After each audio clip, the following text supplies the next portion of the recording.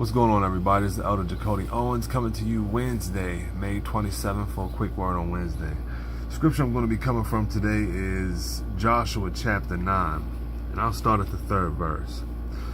And when the inhabitants of Gibeon heard what Joshua had done unto Jericho and to Ai, they did work willily, and went and made as if they had been ambassadors, and took old sacks upon their asses, and wine bottles, old, and rent, and bound up, and old shoes, and clouded upon their feet, and old garments upon them, and all the bread of their provision was dry and moldy.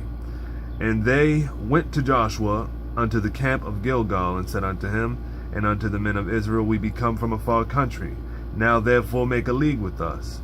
And the men of Israel said unto the Hivites, Peradventure ye dwell among us, and how shall we make a league with you? And they said unto Joshua, We are thy servants. And Joshua said unto them, Who are ye, and from whence come ye? And they said unto him, From a very far country thy servants are come, because of the name of the Lord thy God. For we have heard the fame of him, and all that he did in Egypt, and all that he did to the two kings of the Amorites that were beyond Jordan, to Sihon king of Heshbon, and to Og king of Bashan, which was at Asheroth. Wherefore our elders and all the inhabitants of our country spake to us, saying, Take victuals with you for your journey, and go to meet them, and say unto them, We are your servants, therefore now make ye a league with us. And I'm going to skip down to verse 14. And the men took of their victuals, and asked not counsel at the mouth of the Lord. And Joshua made peace with them, and made a league with them, to let them live. And the princes of the congregation swear unto them. Amen. And I'm going to stop right there. That's been on my mind quite a bit lately, because there's a whole lot that we can pull from that portion of scripture. But one of the main things that I pull from here is, these Gibeonites were of these Amorite tribes. They had Nephilim bloodline. They weren't all human. They had Nephilim bloodline.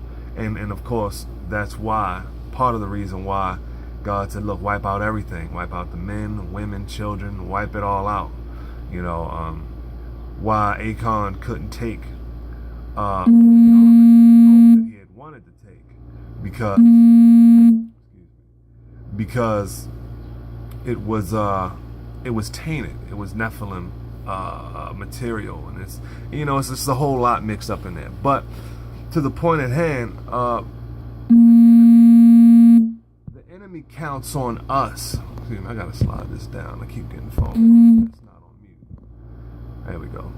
The enemy counts on us not to take things before the Lord. The enemy counts on us to be hasty, to hurry up and make an agreement with our own mouth, with our own understanding, without consulting the all-wise, the all-knowing God of heaven. The God of everything.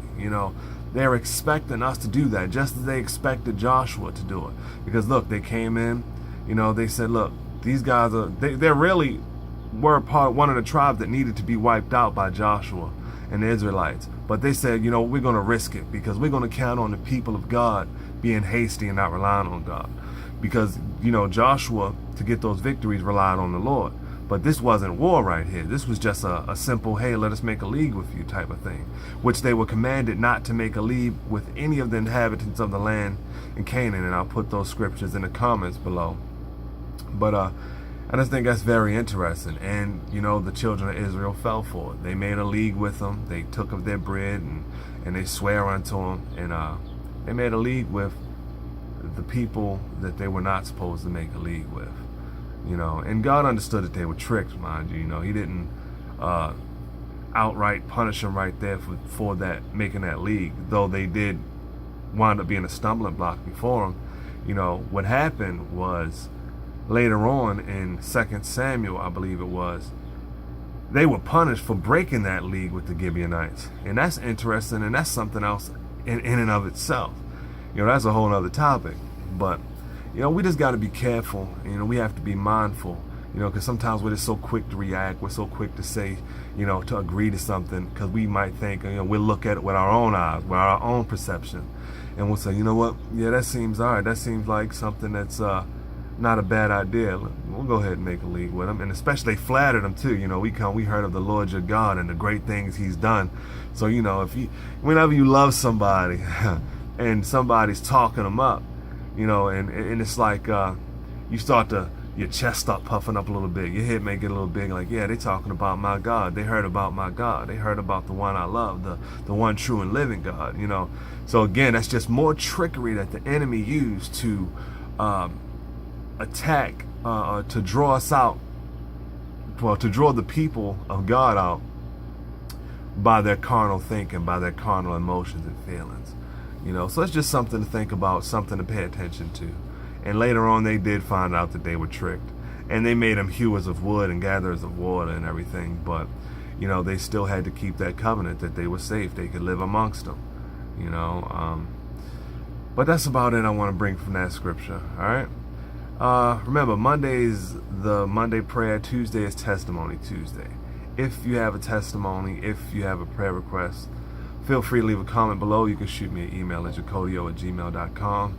And we'll pray together, or I'll share your testimony. All right? Till next time, be blessed.